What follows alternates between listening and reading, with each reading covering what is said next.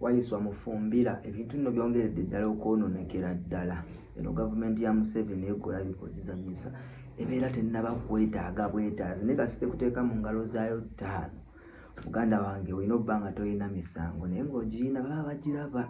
Tutaddeyo abadde bagenda okweyimirira bamweyimiridde babiri. Bwe twasooka okuteekayo okusaba bail ebbanga eryayita twateekayo taata wa Alex Waiswa ne tuteekayo ne mukyala we. Kati omukyala mugenzi. So kati twaleese taata we ne tuleeta ne ow'ekitiibwa bali mwezi Ronald Nsubuga Lord Mayor yakalondebwa.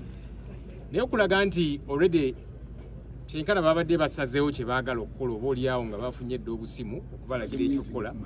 State prosecutor agambye nti nedda taata wa Waiswa amuli nnyo ku lusegere ya muzaala tajja kusobola kumukaka kujja kooti nga kooti emuwadde akakalu kaayo kubanga taata. Naye ate negamba nti onobo bali mwezo ate ye ali wala tali ku lusegere tajja kusobola kukaka Waiswa kukomawo mu kooti kubanga tamwina ku Luganda. Kane twebuuza kikyategeeza ogambye taata tasaanidde kubanga muli nnyo ku lusegere tajja kuleeta mwana we abonaabulire mu kooti. Ate ono ogambye nti ali wala tamwina ku Luganda. Kugamba olaba akavuyo ako nga kakulagira ddala nti already babadde bamaze dda okukola decision buli nga bafunye akasimu. Waiswa Mufumbira mwenna mushimanyi abadde honorable ku constituency emu era akyali honorable naye mu bbanga eriyise mabega nga bali mu kampeyini zaabwe kubanga mubaka wa Nuupu era akiikirira abamu ku bawagizi ba Nuupu. So oba ali mu kibiina kya Nuupu mu bufunze naye omukulu ono ensonga zino zajja zimutabukako mpola ensonga ne zimunoonekera. Okyaziza Jezebel. Wakyaziza Jezebel wano jjo. Sina okukyaza. Waliwo omuntu gwakyaziza ow'omutwe omweru bamuyita Jezebel. Okay? Yafu. Liri mu Bible. Jezebel is the most wicked woman in the Bible. She was married to King Ahab. Naye yamala n'agenda n'aseeza Baal. Katonda omulala ow'oku nsi. Yali mukazi mubi nnyo nti yali atemula yali malaaya wadde baali bamuleeta nga mufumbi. Genda osome Bible. Jezebel wakyaziza Jezebel wane wicked person tetagana kwa mpuliriza bulungi Jezebel. A few moments later the platform Alex Waiswa Mufumbira akwatiddwa olunaku lwaleero essaawa bbiri zaakayita ababadde ku kkooti y'e Kanyanya batugambye abadde yakafulumamu katini bagenze kuba essimu bajja abasajja ne bamuwamba abantu babadde mu ngoye za bulijjo naye nga balina emigemerawala balina emundu ne bamukwata ne bamuteeka mu motoka eyo. Okola interview ezaali ez'ettabbu ennyo nga zikoona gavumenti zikoona Janet mukyala Pulezidenti Museveni zikoona Pulezidenti Museveni wamu ne mutabani waabwe Kanyerugaba Muhoozi. Oli Jeno gwe muwulira tweetinga yasembayo ye Jeno akola ki? Ate talina operation y'amaanyi mwe mutye talina operation y'amaanyi gye yali akoze. Obwa Jeno yabujja ku bintu bibiri. Ekisooka okujja kwa Kyagulanyi kuba yakaaba n'agamba omulabi oli afuuse president nange mpa obwa Jeno ne babumuwa wa DNA bebinduunya. Enti oli azze kuwa president nange bakole ki? Ne bamuleta mu bantu n'alemwa ne bamugamba nti katolemeddwa Bobby yaliko n'ekituba tukola katuwambire munda wajja okubanga amagye gonna googalagira ne bakimuwa. Naye nate ekyamagye takirika ali ku Twitter. Aba ku Twitter ye olulwamu ngadda ku Twitter. Ekimusuze kubanga ekimutawaanya abasula ku mutwe yanyu. Omutamiivu tabagambwa. Escapism olunywa nga Bobby ajja mu birooto, mu birowoozo, mu ntebe yoyo gwe mulaba nti yani kuba assignment gye bamuwa yali eki yali ku Parliamentary Avenue yali alina kununula Minisita Maria Mutagamba ne Jeje Odongo bali hasinga okumala emyezi eki kye bataali hasinga nti Jeje Odongo kwolwo yali wakugira mu uniform y'amagye. Kakati Muhoozi bamuleta mu helicopter okununula Maria Mutagamba yasooka kulaba uniform y'amagye n'addayo naye nga bamutendekedde emyezi emeka kati yoyo Jeno wamu ne bwasanga Bobby nga Bobby ayinza okudduka mweze mbabuulira ayinza okukola ki kati mwe muzanye paati yammwe. Naye kubamala ne bamukwata ebintu byagenda biwanvuwa abantu ne balowooza byakusaaga ne bapostinga firi Waiswa ne bigaana. ne balinda ne baleeta bannamateeka ne bigaana ebintu ne bigejje ebintu bimugejjera nno ddala ne batuuka ekiseera nga badde bagenda bamwerabira paka watuuse ku nnaku zino ez'okuviibwako omwagalwa we temwerabira mukyala we naye abadde musaale nnyo oba yali musaale nnyo mu kampeyini z'omukulu ono.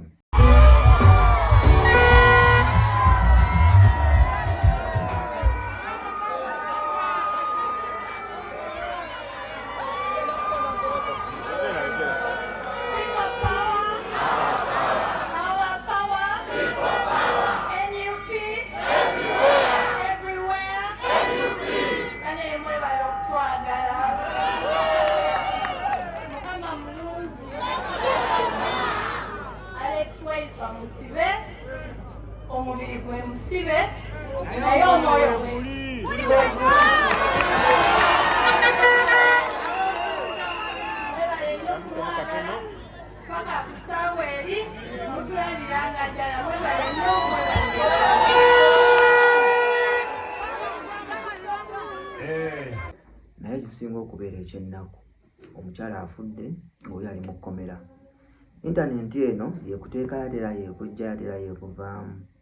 Intaneti yawanika nnyo omukulu wa Iswa Mufumbirwa. Tetujja mumusalira musango ssaawa zino kuba ali mu ssaawa mbi nnyo nnyo nnyo ebirowoozo byalina munda eyo yonna gyali biyitirivu kubanga olunaku lwaleero tebasobodde kumuweera bbeeyo basobodde okumuzaayo ng'olunaku lweggulo wekyabadde. Abantu bwe bafamire neggweramu ddala amaanyi era bannamateeka bangi nnyo bannabyabufuzi babaddewo nga bangi nnyo nga bazze buli omu agamba buli kye basaba okumuyimirira bamuwe bbeeyo tukirina.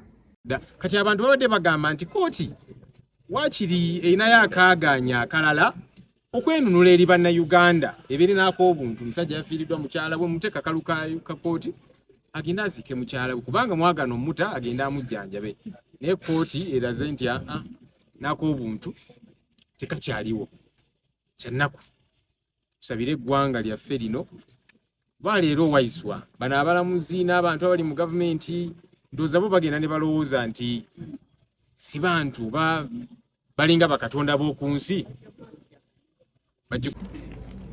Father Samli, the state prosecutor said surety number one, the father to Alex Waiswa, is very close to him. We don't think he'll be able to compel his son to come back to court because of the rigor of court.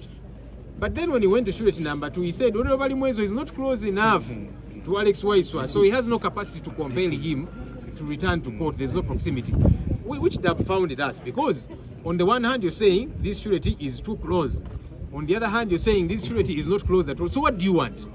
Who should we bring then? Because you don't want a family member, you don't want a non-family member. Who should we bring?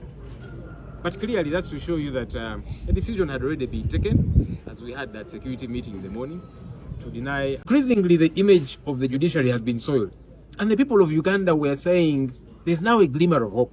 The judiciary has got an opportunity to redeem its image in this matter, to see to it that they grant Waiswa bail, to go and bury his dear wife, because they denied him bail to go and take care of her.